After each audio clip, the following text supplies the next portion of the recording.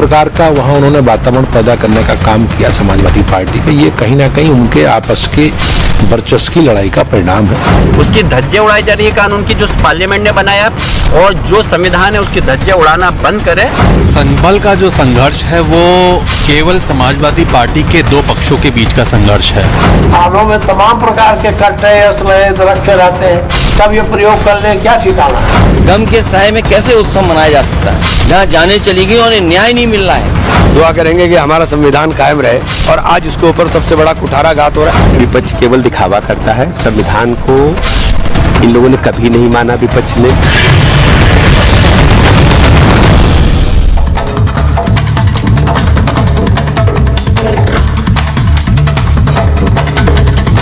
नमस्कार, आपके साथ मैं हूं सुजाता कुकरेती। आप देख रहे हैं अपना फेवरेट शो महाभारत, और आज महाभारत में बात होगी दंगाइयों की जिन्होंने संभल में तनाव पैदा किया। आज महाभारत में आपको दिखाने वाली हूं ऐसी तस्वीर जो संभल हिंसा की हकीकत बयां करती है।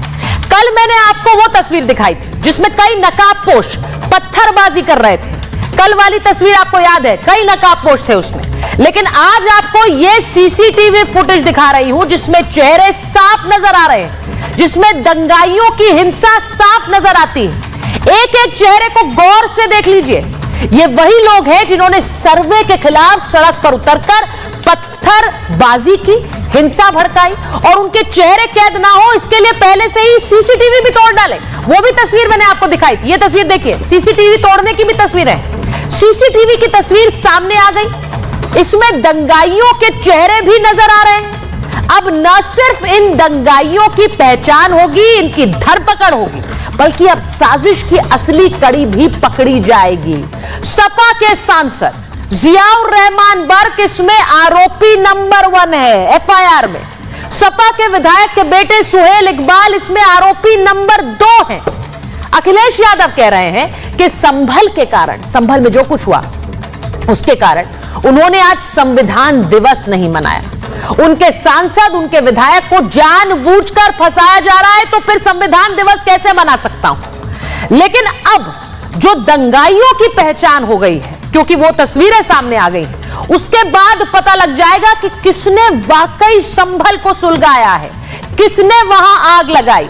क्योंकि एक एक व्यक्ति को पकड़ा जाएगा, उसके पूछताछ भी होगी, और उस पूछताछ में असली मास्टरमाइंड कौन है यह भी पता लगाया जाएगा। मैं आपको सबसे पहले एक ड्रोन फुटेज दिखाती हूं, वो फुटेज जिसमें आपको दिखेगा कैसे भीड़ अचानक बढ़ती चली गई। जरा इस तस्वीर को देखिए, गलियों से अचानक इकट्ठा हुई भीड़, और आप देखेंगे दूर तक वही भीड़ आपको नजर आएगी। देखिए यहां पर पीछे पुलिस वाले हैं, और ये भीड़ गलियों से निकल निकल कर पत्थरबाजी कर रही है। पुलिसकर्मी आगे चल रहे हैं, भीड़ में देखिए पीछे से लोग पत्थर बरसा रहे हैं। पुलिसकर्मी एक तरफ है बैरिकेड के, और दूसरी तरफ आगजनी हो रही है, और वहीं पर ये पूरा जो एक भीड़ थी वो जुट रही थी। ये देखिए, ये है वो भीड़ जो अचानक जुटती चली गई। ये आप ड्रोन से तस्वीरें देख रहे हैं, ये तस्वीरें देख लीजिए, अगली तस्वीर भी देखिए।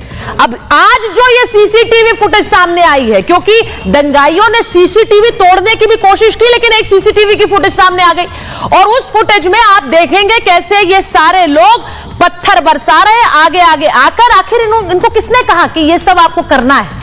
देखिए, अब इनको जूम इन करके एक एक तस्वीर में एक एक व्यक्ति, एक एक दंगाई को पहचाना जाएगा, उसकी धरपकड़ होगी। लेकिन इन्हें उकसाया किसने ये सब करने के लिए? देखिए, जो लोग आ रहे हैं, पत्थर उठा रहे हैं, आगजनी भी कर रहे हैं, अचानक से कैसे आ गए? किसी ने तो उकसाया। एफआईआर साफ कहती है कि ऐसी तकरीरें हुई, ऐसे भाषण हुए जिसके चलते वहां पर भीड़ पहुंची। अब मैं आपको बताना चाहती हूं, आपको यह भी बताना चाहती हूं कि सरकार और प्रशासन क्या कह रहा है, पुलिस क्या कह रही है, वहीं समाजवादी पार्टी क्या कह रही है। प्रशासन का कहना है कि साजिश के तहत यह दंगा हुआ है और उन दंगाइयों को हम बेनकाब करेंगे। लेकिन समाजवादी पार्टी कह रही है कि सरकार ने यह दंगा कराया है, इस दंगे के पीछे पुलिस है। प्रशासन का दावा है कि लोगों को भाषणों के जरिए भड़काया गया, लेकिन समाजवादी पार्टी कह रही है कि सर्वे टीम के साथ बीजेपी के नेता थे और इसीलिए वहां भीड़ भड़की। प्रशासन कह रहा है भीड़ के पास हथियार थे, वो हथियार लेकर आए और वो हमले की मंशा से ही आए। सपा का आरोप है कि पुलिस की गोली से मौत हुई है, पुलिस वहां पर टूट पड़ी दंगाइयों पर, लोगों पर, आम लोगों पर और गोली चला दी। प्रशासन का दावा है कि बाहरी लोगों ने दंगा किया है, अचानक से नहीं आई ये भीड़। वहीं समाजवादी पार्टी कह रही है, क्योंकि उनके तो सांसद और विधायक के बेटे सीधे आरोपी हैं, वो कह रहे धार्मिक नारों से माहौल बिगड़ा, यानी कि जय श्री राम के वहां नारे लग रहे थे और उससे भीड़ हिंसक हो गई। यह रिपोर्ट पहले देखिए, उसके बाद महाभारत।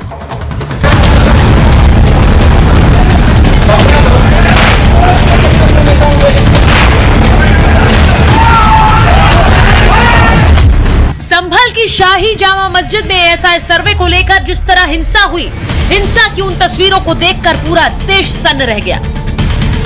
आज आपको एक नई तस्वीर दिखाने जा रही हूं। देखिए कैसे एक एक दंगाई इन तस्वीरों में साफ नजर आ रहा है।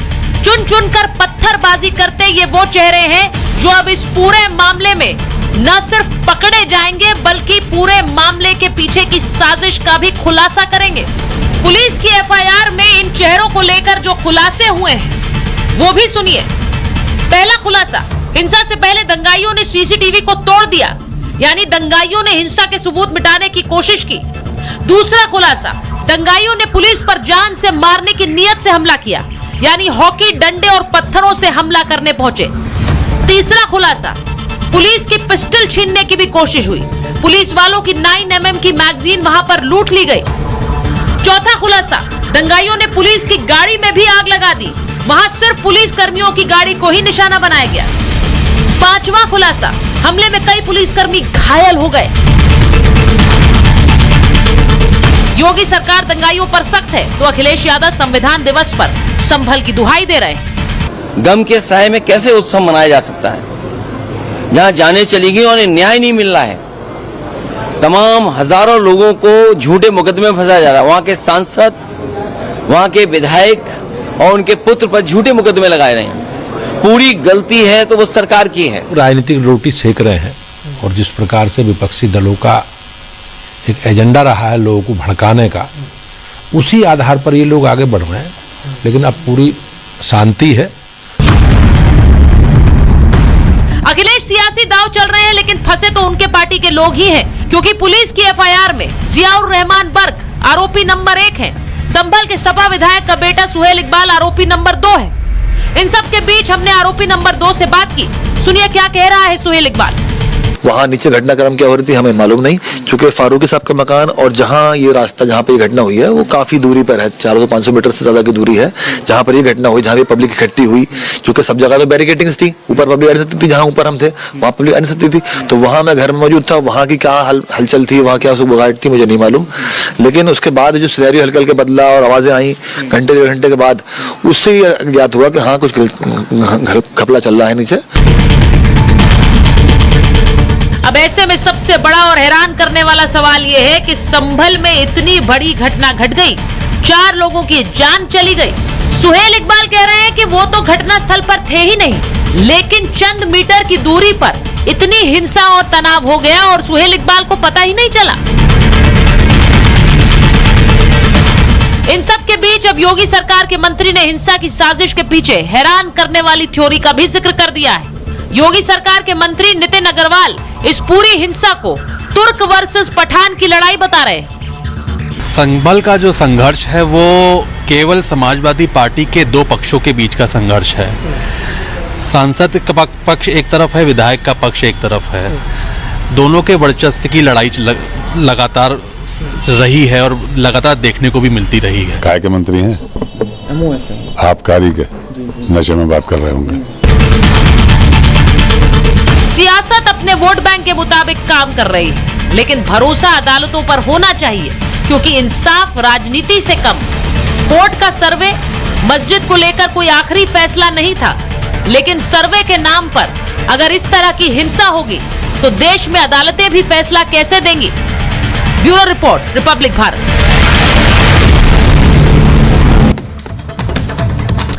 मेरे साथ महाभारत में जो मेहमान जुड़ रहे हैं, बीजेपी के प्रवक्ता अनिला सिंह जी हमारे साथ हैं, हमारे साथ समीर चौगांवकर जी हैं, वरिष्ठ पत्रकार स्टूडियो में, farmer DGP UP doctor Bikram Singh हमारे साथ जुड़ रहे हैं, वरुण पुरोहित जी कांग्रेस के नेता है, तारिक अहमद लारी साहब समाजवादी पार्टी के नेता हैं, हमारे साथ जुड़ रहे हैं, और अतीकुर रहमान साहब हमारे साथ जुड़ेंगे, इस्लामिक स्कॉलर हैं। मैं सीधे सबसे पहले जो तस्वीरें आई हैं उन पर जाना चाह रही हूं, जो तस्वीरें दंगाइयों की डीजीपी साहब को थ्रू कराई है, और मैं जो दंगाइयों की तस्वीरें आ रही हैं, जो सीसीटीवी फुटेज आ रही है, उससे बहुत सी चीजें साफ हो जा रही हैं।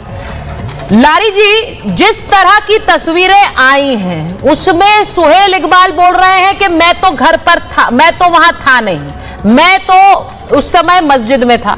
अब उसका डिस्टेंस कितना ये समझ नहीं आता है। इतना तनाव हो गया, इतना सब कुछ, हिंसा वहां हो गई, उन्हें पता नहीं चला, ये विश्वास करने लायक बात लगती नहीं है। लेकिन अभी ऐसा लग रहा है सब बचाव मोड में। बहुत बड़ा मामला हो गया लारी साहब। हाँ, बिल्कुल बड़ा मामला हो गया, बिल्कुल हो गया। आप कह रही बचाव मोड में है, हम तो कह रहे डिफेंस मोड में है। अच्छा। सारा मामला ये है कि पुलिस कौन से बात को लेकर चल रही है। पुलिस से क्या मतलब है? पुलिस तो अपनी बात कहे और उसके बाद कोर्ट में रख दी जाएगी। हम साबित करेंगे कि हम नहीं थे, पुलिस साबित करे कि नहीं यही लोग थे। इसमें कौन सी बात है? ये तो होता ही है, जब एक पक्ष कहता हम नहीं थे, दूसरा पक्ष कहता है कि नहीं यही थे। तो पुलिस की बात को मुझे छोड़िए, सुप्रीम कोर्ट पुलिस की बात नहीं मानती है। आप जाइए, पुलिस में बयान दे दिए तो क्या पुलिस के बयान को सुप्रीम कोर्ट मानता है? पुलिस जो अपने कलम से लिख देती है, क्या सुप्रीम कोर्ट उसको मानता है? कानून में है कि पुलिस के सामने दिया हुआ और पुलिस का लिखा हुआ कोई भी चीज मान्य कोर्ट में नहीं होगी। ये तो कानून में है। ये मुझसे क्या कह रही हैं आप? ये कानून में कानून में बाकायदा सुप्रीम कोर्ट की कितनी रूलिंग्स आ गई हैं। हाँ। यहां तक कि डाइंग डिक्लेरेशन, मरता हुए आदमी भी अगर बोलेगा, कुछ गवाही देगा, तो उसके भी डाइंग डिक्लेरेशन, डेथ डिक्लेरेशन को मान्य नहीं माना जाएगा। ये तो अलग ही लाइन पे उसको भी साबित करना पड़ेगा। मैं बचाव मोड इसलिए कह रही हूँ क्योंकि वहां पर मैं कानून की लाइन पे तो जाऊंगा ही। ये कानूनी प्रक्रिया चल रही है। कानून की बात हम डीजीपी सर से ज्यादा समझ लेंगे, वो शायद मुझे लगता है हम दोनों से ज्यादा जानकार है और उसमें कोई शक भी नहीं है, वो बेहतर बता पाएंगे। लेकिन मुझे ये बता दीजिए कि मैंने सुहेल इकबाल का सवाल इसीलिए पूछा कि वहां पर मस्जिद और जहां पर हिंसा हुई उसमें कितना दायरा होगा। ये तो मुझे लगता है तस्वीरों में देखकर हम समझ सकते हैं, कोई संभल ना गया हो क्योंकि तस्वीरें इतनी चल रही हैं। वो कह रहे हैं मैं वहां था ही नहीं, इतना तनाव हो गया उन्हें पता ही नहीं चला, वो वहां पर गए नहीं, क्योंकि उन्हें आरोपी नंबर 2 बनाया गया है। आरोपी नंबर 1 तो आपके सांसद हैं जियाउर रहमान। अब मैं सिर्फ पूछ रही हूं कि जरा अनिला जी को बताइए या फिर दर्शकों को बताइए कि ये झूठे आरोप है तो क्यों है? मैडम मैं एक मिनट, अरे मैं बता रहा हूं ना, मैं मान लीजिए फलाने थाने का SHO, मैं अपने कलम से लिख दूं कि पहला आरोपी अर्नब गोस्वामी, दूसरे आरोपी आप, तो क्या आप आरोपी तो हो गए, लेकिन क्या आप मुजरिम हो गए? आपको सजा हो जाएगी उतने लिखने पे। हम पहला आरोपी बनाए, चाहे दूसरा आरोपी बनाए, चाहे 7वां आरोपी बनाए, चाहे वो अन्य में आए, सब बराबर के शरीक माने जाते हैं। पहला दूसरा कोई नहीं होता है। पहली बात यह है। और मैंने अभी आपको बताया, कानूनन पुलिस के कहे हुए चीजों को सुप्रीम कोर्ट भी मान्य नहीं करता है। सुप्रीम कोर्ट की रूलिंग है, यहां तक कि कानून है कि सुप्रीम कोर्ट की ये क्या नाम है, पुलिस की लिखी हुई चीज को मान्य नहीं। अभी पुलिस साबित तो करे, ठीक, पुलिस साबित करेगी कि हम थे, हम साबित करेंगे हम नहीं थे। तो आपने कहा कि पुलिस ने लिखवा दिया तो हम आरोपी 500 लोगों की गवाही दिलवाएंगे। ठीक है, मैं यही तो आपसे कह रही थी, आरोपी बनाया गया है तो इसको साबित, पुलिस ने तो लिख दिया था। अरे भाई, आपको मैंने पूछा कि आरोपी है तो आरोपी नहीं है, ये बताइए। 307 देखिए, इसीलिए मैं तस्वीर दिखा रही हूँ ये वाली, क्योंकि यहाँ पर जो पत्थरबाजी कर रहे हैं ना सर, जिन्होंने हिंसा फैलाई, उनकी शक्लें साफ नजर आ रही है। इस वीडियो में तो हम जूम इन करके देख सकते हैं उनकी तस्वीरें। लारी साहब, तो अब इनको जब पकड़ा जाएगा तो इनसे पूछा जाएगा कि आप वहां पर पत्थरबाजी के लिए कैसे पहुंचे, किसने आपको भड़काया, किसने आपसे कहा कि आप वहां चले जाइए और आप बच जाएंगे, ये तो पूछा जाएगा ना। तो अब जो लोग पकड़े जाएंगे उनकी गवाही तो माननी पड़ेगी, नहीं माननी पड़ेगी? मुकदमा उनका पर हुआ, वो सच हुआ कि झूठ हुआ? पुलिस ने लिखा तो सच ही होगा ना। तस्वीरें तो झूठ नहीं बोलती। 307 का मुकदमा पुलिस ने लिखा था योगी आदित्यनाथ पे। अगर झूठा आपको इन्हें साबित करना है तो कर दीजिए, मेरे को कोई दिक्कत नहीं है। आप बोल दीजिए तस्वीरें झूठी हैं, इसमें जो लोग दिख रहे हैं वो कहीं और की तस्वीरें हैं। अनिला जी, क्या ये तस्वीरें गवाही नहीं दे रही हैं? अब मुझे तो लगता है आपकी सरकार को इन लोगों की धरपकड़ करनी चाहिए और पूछना चाहिए कि इन्हें किसने बोला कि जाओ पत्थर बरसाओ, कोई नहीं पकड़ेगा आपको, जाओ हिंसा करो, आग लगाओ, कोई नहीं पकड़ेगा आपको। अनिला जी, पुलिस सच्ची थी। अगर अनिला जी, मेरी सबको राम राम। और सुचरिता जी, इन लोगों का मैं क्या कहूँ, झूठ को ऐसा परोसते हैं ना, संविधान की दुहाई भी बैठे बैठे यहाँ पे समाजवादी पार्टी के प्रवक्ता दे रहे हैं, कानून व्यवस्था की बातें ये कर रहे हैं, कोर्ट कचहरी की बात कर रहे हैं, जज और वकीलों की ये बात कर रहे हैं, तो साहब करने क्यों नहीं दिया? कोर्ट के ऑर्डर से ही तो सर्वे हो रहा था, सर्वे हो जाता, बाकी बात कोर्ट में तय हो जाती, किस बात की परेशानी थी? हाँ, अगर member of parliament Samajwadi party और एमएलए ऑफ समाजवादी पार्टी, इनकी आपस में कोई रंजिश थी, ये अपने पठान और तुर्की और जाने ये और वो आपस में इनके झगड़े थे, तो भैया ये बताओ तो वहां पर माहौल क्यों खराब किया? हमारी बला से आप शिया हो, आप सुन्नी हो, आप अहमदिया हो, आप भोरा हो, इस्लामिया हो, देवबंदी हो, बरेलवी हो, हाँ आप कुछ भी हो, आप आपस में निपटाओ ना, बहुत खराब कर देंगे और फिर हिंदुओं के ऊपर बंदूक तान देंगे और कह देंगे क्योंकि श्री राम के नारे लगे, जयकारा था, नारे नहीं, श्री राम श्री राम श्री राम कहा जा रहा था तो इसलिए दंगे भड़क गए। अरे भगवान श्री राम का नाम दंगा भड़काने लग गया है, कैसी बातें आप करने लग गए हैं? अरे ये तो बता दीजिए किसने और बहाना बना रहे सर्वे टीम का। अरे किसने कहा कि वहां तुर्क और पठान का झगड़ा था? अरे जाके देख लीजिए ना। और ये नाटक नौटंकी जो समाजवादी पार्टी कर रही है ना, एक टीम भेजी है, टीम भेजी है वहां पर देखने के लिए कि कौन लोग मर गए, उनको हम संवेदना प्रकट करेंगे।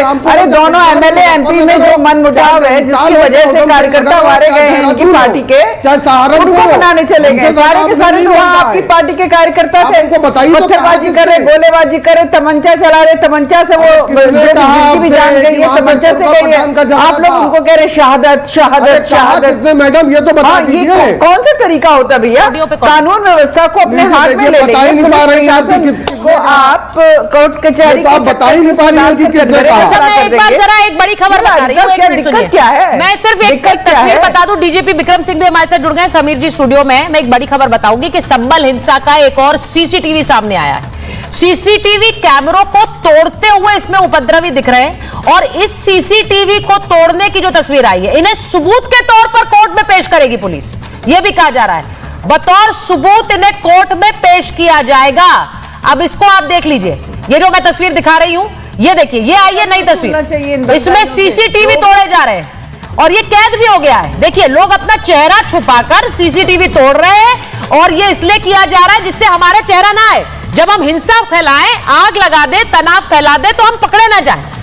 लेकिन वही दूसरे सीसीटीवी ने बहुत से चेहरे कैद कर लिए हैं, तो अब इनको भी सबूत के तौर पर पेश किया जाएगा। अब मैं एक बार जरा डीजीपी सर के पास पहले जा रही हूं, समीर जी उसके आती हूं। डीजीपी सर, जरा ये बताइए कि अब जो पुलिस है वो किस तरह से काम करेगी। मैं इसलिए पूछ रही हूं क्योंकि तारिक जी कह रहे हैं, और वो ठीक है, उनकी बात को मैं गलत नहीं कहूंगी, वो कह रहे हैं कि किसी को भी ऐसे ही बना दो। अगर ये कहा जा रहा है, वो कह रहे कोई भी लिख देगा कि हम आरोपी हैं तो हम आरोपी थोड़े ही बन जाते हैं, तो किस हिसाब से पुलिस ने इन्हें आरोपी बनाया होगा और इसके बाद आगे जांच कैसे होगी? सुचरिता जी, आपको विद्वान पैनलिस्ट को नमस्कार। देखिए, ये कह देना अपने बचाव में और अपना मनोबल ऊंचा करने के लिए बिल्कुल सही है कि किसी की लिख देने से थोड़ा ही होगा, और ये कहना भी चाहिए। वास्तविकता यह है कि हमारी 70% से ज्यादा कन्विक्शन रेट है, और जो सबूत चीख चीख करके कह रहे हैं चारों ओर से, सीसीटीवी तोड़ा जा रहा है और एक राय होकर के और एक हुजूम बना करके पुलिस के ऊपर कातिलाना हमला करना। 20 पुलिसकर्मी बुरी तरीके से घायल हैं, पुलिस की 10 गाड़ियों को आपने आग लगा दी, सीसीटीवी कैमरा तोड़ा। और ये गलतफहमी आपकी की, जैसे गलतफहमी होती है ना कि हम मुंह पे ढाका बांध लेंगे तो हम बच जाएंगे। वास्तविकता यह है कि artificial intelligence, facial recognition software के जरिए इनकी सबकी जन्म कुंडली खोलेगी और जो सबूत आ रहे हैं, और इसके अलावा जो आपके जो मूवमेंट है और इनके जो भाव भंगिमा है, उससे इतने अच्छे सबूत मिले हैं कि इनके कन्विक्शन में मुझे कोई संदेह नहीं। अभी आप आरोपी नहीं है, लेकिन आप एफआईआर के नामजद मुजरिम जरूर है। नामजद नेम्ड एक्यूज आप नहीं है, और नेम्ड एक्यूज होने पे आपको न्यायालय से आसानी से जमानत नहीं मिलेगी। और ये चूंकि मामला एक दंगे का है, एक फसाद का है, इसमें पूरी ताकत शासन प्रशासन अच्छे वकील लगा करके सुनिश्चित करेगी किसी न्यायालय से कोई लाभ न मिले आरोपियों को, और उनको सजा मिलने में हमें कम से कम कोई संदेह नहीं है। जो पुलिस कर्मी घायल है, उनकी एविडेंस होगी। शपथ पत्र के ऊपर होगी। और जो परिस्थिति जब यानी सर्कमस्टांशियल एविडेंस है उसको लेकर के जो साक्ष्य है, सुचरिता जी मैं शर्त लगा सकता हूं अकाट्य, इसमें जो साक्ष्य मिले हैं इसमें सबकी सजा होना गारंटीड है। मैं डीजीपी सर, जो बात आप कह रहे हैं वो बहुत इंपॉर्टेंट है, क्योंकि साक्ष्यों के आधार पर और कैसे पुलिस काम करती है ये आपसे बेहतर कोई नहीं बता सकता है। संविधान दिवस का हवाला देते हुए अखिलेश यादव समीर जी कह रहे थे कि संविधान दिवस कैसे मनाऊं, क्योंकि संभल में जो कुछ हुआ उसके बाद संविधान दिवस मना नहीं सकता हूं। अब देखिए, संविधान की दुहाई, तो वहां पर संविधान का उल्लंघन किया किसने, पहले तो यह सवाल पूछा जाना चाहिए।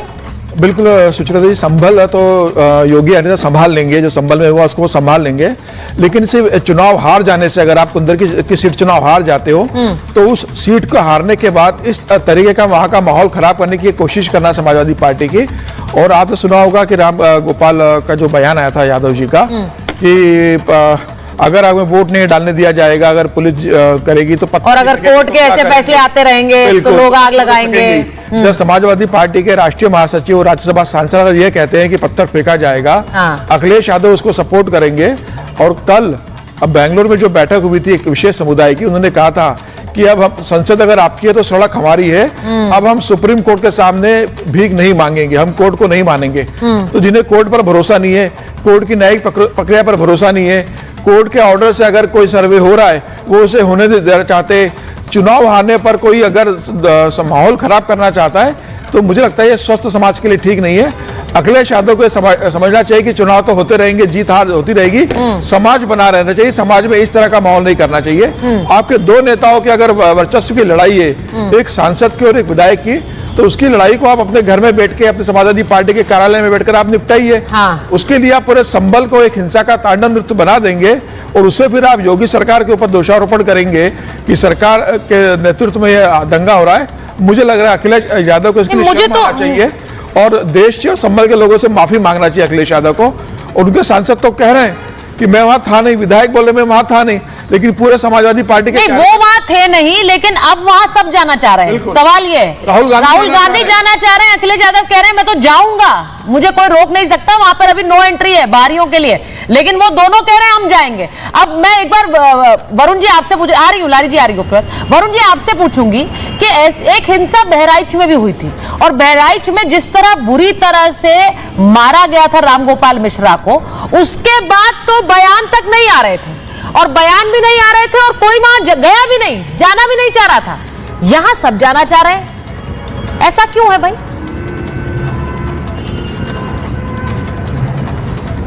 सुचरिता जी, सबसे पहले तो मैं कहना चाहूंगा किसी भी नेता को जहरीले शब्द बाण जो आप कह देंगे, जहरीले शब्द बाण का प्रयोग नहीं करना चाहिए ऐसी सिचुएशन में, चाहे किसी भी पार्टी का हो। दूसरा, आप करें क्यों जाना चाह रहे हैं, तो विपक्ष का नेता, अगर हिंदुस्तान का विपक्ष का नेता कहीं ऐसी कोई सिचुएशन होती है तो जाने में उसको जाना चाहिए और किसी को रोकना भी नहीं चाहिए। अगर पब्लिकली नहीं जा सकते तो प्रशासनिक अधिकारियों को उनसे मिलकर ब्रीफिंग करनी चाहिए हिंदुस्तान के लोकसभा के नेता, विपक्ष के नेता।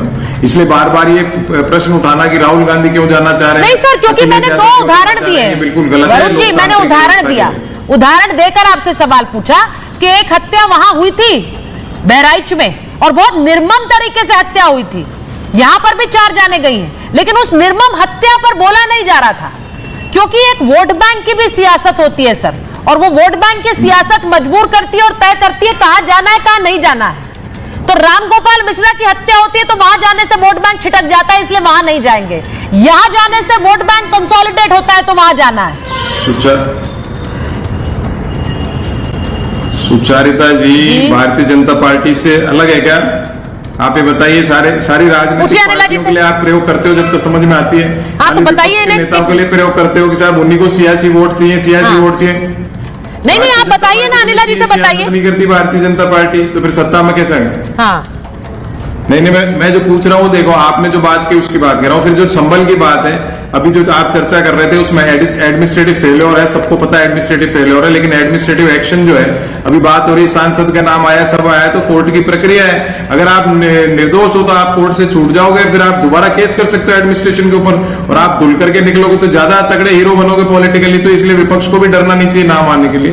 लेकिन आप जो प्रश्न बार बार ये हो रहा है विपक्ष, ये मेरी समझ से बाहर है। सत्ता में भारतीय जनता पार्टी की सरकार का सर, मैं आपकी समझ से परे हो रहा है, मैं आपको बार बार उदाहरण देकर बता रही हूं, क्योंकि ये सिलेक्टिविज्म है सर, यहाँ जाना सेलेक्टिव है, यहाँ पर आपको वोट बैंक दिख रहा है इसलिए जाना चाह रहे हैं, जबकि वहां पर कहा है कि बाहरी ना आए क्योंकि वहां एक तनाव फैला था, उसको कंट्रोल करना पहली प्राथमिकता है प्रशासन की। तो अगर ऐसी जगहों पर कहा जाए, और वो किसी भी पार्टी के लिए, बीजेपी भी अगर कहीं जाएगी तो उन्हें भी रोकना चाहिए भाई, मैं ये नहीं कह रही हूं, लेकिन वहां जाना अभी क्योंकि तनाव फैला हुआ, ये यूनिवर्सल बात, डीजीपी सर को तनाव फैला हुआ है, इसलिए विपक्ष का नेता जो भारत की लोकसभा का विपक्ष का नेता है वो जा सकता है, सुचारिता जी, वो जा सकता है विपक्ष। अरे सर ऐसे तो कोई भी जा सकता है, मैं और आप भी जा सकते हैं, हम तो भारत में कहीं भी जा सकते हैं, हमें कोई मनाही है क्या? लेकिन जहाँ जो हिंसा फैली और वहां बोल दिया बाहरी नहीं जाएंगे तो नहीं जाएंगे, उसमें नेता क्या और आम और खास क्या? नहीं तो प्रशासन से मिलके आ सकते हैं, मना कैसे कर सकता है प्रशासन, कैसे कर सकता है? अच्छा प्रशासन मना नहीं कर सकता। एक मिनट में डीजीपी सर से पूछिए, एक बार रुके। डीजीपी सर भाई उनकी शिकायत है, वो कह रहे हैं उनके नेता को जाने से रोका क्यों जा रहा है, प्रशासन कैसे मना कर सकता है किसी नेता को जाने से? वहां पर कैसे मना कर सकता है कि आप संभल नहीं आएंगे? जब स्थिति सामान्य नहीं, नहीं तो उनके हिसाब से शासन प्रशासन नहीं चलता है। जब स्थिति सामान्य हो जाएगी तब जा सकते हैं नेतागण। वहां पर जब संभल में आग लग चुकी है, शासन प्रशासन का विवेकाधिकार है, वो जब तक चाहे रोके, और अगर 30 नवंबर तक रोका है तो ये औचित्यपूर्ण है। और आपने बिल्कुल सही कहा, बहराइच जाएंगे नहीं, RG Kar medical college Kolkata जाएंगे नहीं, और यहाँ राजनीतिक अवसर तलाशने में और अपने नोट बनाने में और ताबीज बनाने में वहां बेकरारी है जाने की। ये बिल्कुल नहीं चलने वाला है, देश देख रहा है ये दिमागी दिवालियापन और पाखंड को।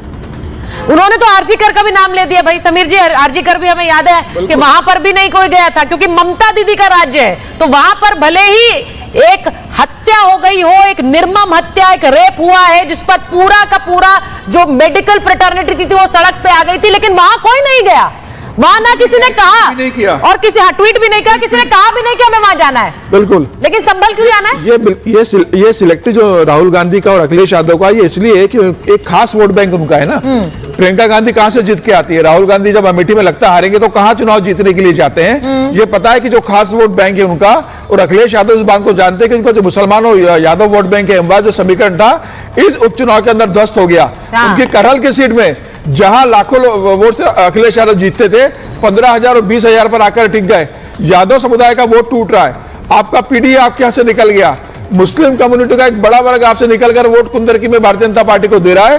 तो अब इनको समझ में आ रहा है कि हमारे पास न पीडीए बचा जो लोकसभा में चला था, और जिस एमवाय समीकरण की हम पूरी जिंदगी राजनीति करते रहे वह भी अब टूटते जा रहा है। अखिलेश यादव को समझ में आ रहा है कि अगर ऐसी स्थिति बनी रही तो 2027 में उनका क्या हश्र होगा, विधानसभा चुनाव में वही होगा जो 2017 में हुआ था। 47 सीटों पर आकर टिक जाएंगे, जो सरकार बदलने का ख्वाब देख रहे हैं वो 47 सीटों पर आ जाएंगे। अच्छा, मैं अनिला जी से दर्द है अखिलेश यादव को कि वो संभल के माध्यम से माहौल खराब करने की कोशिश कर रहे हैं, राम गोपाल यादव उसको भड़काने की कोशिश कर रहे हैं। ठीक है, मैं आ रही हूँ लारी जी, आ रही हूँ मैं एक बार अनिला जी से पूछ। अनिला जी, आप पर जो आरोप लगा रहे हैं अखिलेश यादव, वो ये कह रहे हैं कि संविधान दिवस में आज नहीं मना पा रहा हूं क्योंकि आप लोगों ने संभल में संविधान की हत्या कर दी। इस पर जवाब दे दीजिए, फिर मैं लारी जी के पास जाऊं। देखिए, सबसे पहली बात तो ये है कि अभी अखिलेश यादव और राहुल गांधी ही नहीं, अभी आप देखिए मायावती भी वहां पर पहुंचेंगी, या उनका कोई नेता वहां पर पहुंचने वाला है। वो सारे राजनीतिक दलों के नेता जो कि तुष्टीकरण की राजनीति करते हैं, हमेशा हिंदुओं को, जो मेजोरिटी पॉपुलेशन है, उसको टारगेट करते हैं, उसको नीचा दिखाते हैं। और संविधान दिवस तो ये उस दिन मनाते हैं ना जब मासूम कार सेवकों के ऊपर गोलियां चलती हैं, वो मर जाते हैं, सरयू नदी लाल हो जाती है, कहते हैं संविधान को बचा रहे हैं। तो इनके लिए तो संविधान दिवस उस दिन होता है, आज थोड़ी ना मनाने वाले हैं।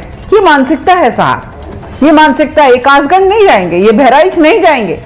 हाँ, जब सीए के दंगे में लखनऊ में प्रियंका वाड्रा गांधी जो है ये कहती हैं कि जो पीड़ित हैं मैं उनके घर जाऊंगी, जो पुलिस वाले मारे गए थे उनके घर नहीं जाएंगे। ये इनकी चुनी हुई राजनीति है, तुष्टीकरण की राजनीति है। मुझे कोई परहेज नहीं है, मुझे किसी धर्म से, किसी लोगों से परहेज नहीं है। मुझे परहेज है उस चीज से कि संविधान की दुहाई देते हो, संविधान ये कहता है कि इस प्रकार का भेदभाव करो, ये इक्वालिटी की, बराबरी की बात करता है। हाँ, एक धर्म विशेष जो है वह विक्टिम कार्ड लेकर खड़ा हो जाएगा और सारे के सारे उसके वकील बन जाएंगे। एक इकलौती पार्टी जो है अगर अपनी आवाज उठाती है तो उसको कहेंगे ये सांप्रदायिक है, सांप्रदायिक है, सांप्रदायिक है। यानी मेजॉरिटी पॉपुलेशन के लिए आप कुछ भी करते हैं। जब जब सत्ता में आई समाजवादी पार्टी भी, जब जब सत्ता में आई है ना, हिंदुओं को जेल में ठूसा गया है, हिंदुओं को मारा गया है, आरोप हो ना हो उनके ऊपर मुकदमे लगाए गए हैं। मैं गवाह हूं पता नहीं कितने सारे इस प्रकार की घटनाओं की। हम बात करते हैं संविधान की, किस मुंह से बात ये लोग करेंगे? बीजेपी का नेता नहीं, जवाब देना चाहता हूं, आप हंसने लग जाते हैं। ये जो तस्वीरें हैं, अब मेरा सवाल सुनिएगा। हाँ, जो बातें ऐसी है ना, मैंने आज तक इस तरह से खुलकर हिंदू और मुस्लिम भाषा का इस्तेमाल नहीं कर, लेकिन आज तारिक अहमद लारी करता है, गले में रुद्राक्ष की माला पहने, उसके बावजूद करेगा। आज मुसलमानों का कत्लेआम ये योगी और मोदी सरकार कर रही है। सन 2000 मोदी ने मुसलमानों का कत्लेआम कभी नहीं कहा। स्क्रीन पर चल रही है, लारी जी जो तस्वीर स्क्रीन पर चल रही है उस पर जरा बात करेंगे, उस पर जरा बात करेंगे। लारी जी पर चढ़कर लोगों का घर तोड़ रहा है, वो यूरेशियन आतंकवादी मिश्रा लोगों का घर तोड़ रहा है, तो आप उसके लिए बड़े बात जब यूरेशियन आतंकवादी मुसलमान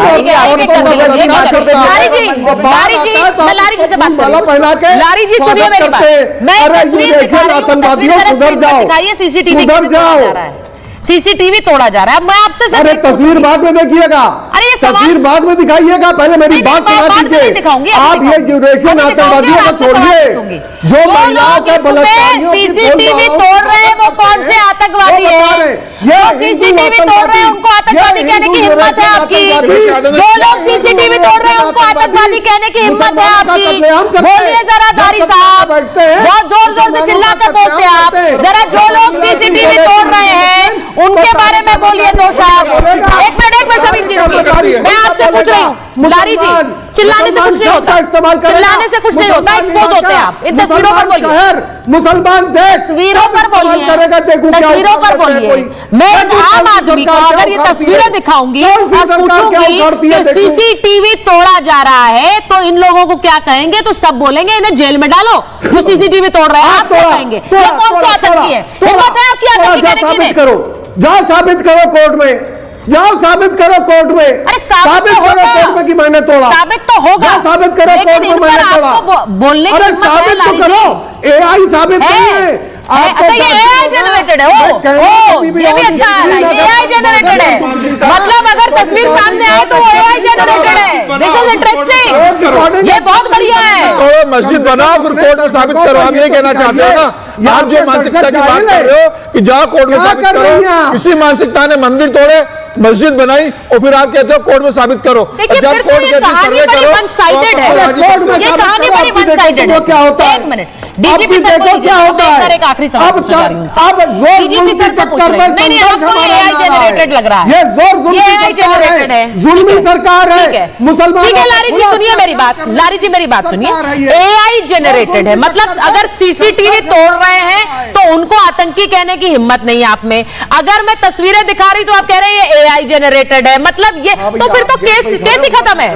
ये सब एआई जनरेटेड है, ये सब कुछ हो रहा है सिर्फ वहां पर लोगों को बदनाम करने के लिए। तो ये तो बड़ी कन्वीनियंट पॉलिटिक्स है भाई, इसके आगे तो फिर चित भी मेरी पट भी मेरी है। समीर जी एक कुंदर की सीट हारने पे आप इतने बौखला गए? अरे हार जीत तो लगी रहती है। एक कुंदर की सीट हार गए, आपके उम्मीदवार को सिर्फ 25,000 वोट मिलते तो आप क्या पूरे संभल को हिंसा का तांडव नृत्य करवाओगे? वहां पे राम गोपाल यादव उसका समर्थन करेंगे, अखिलेश यादव उसका समर्थन करेंगे और कहेंगे कि भाई अगर वोट नहीं डालने देंगे तो वहां पर पत्थरबाजी होगी। आप पत्थरबाजी को वहां उकसा रहे हो।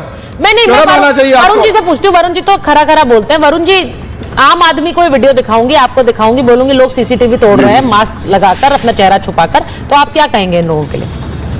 कौन है? पहले मेरी बात रह गई थी आप इन पर बोलिए ना सर, टाइम मेरे पास कम है। इन लोगों पर बोलिए ना जरा प्लीज, इन पर बोलिए।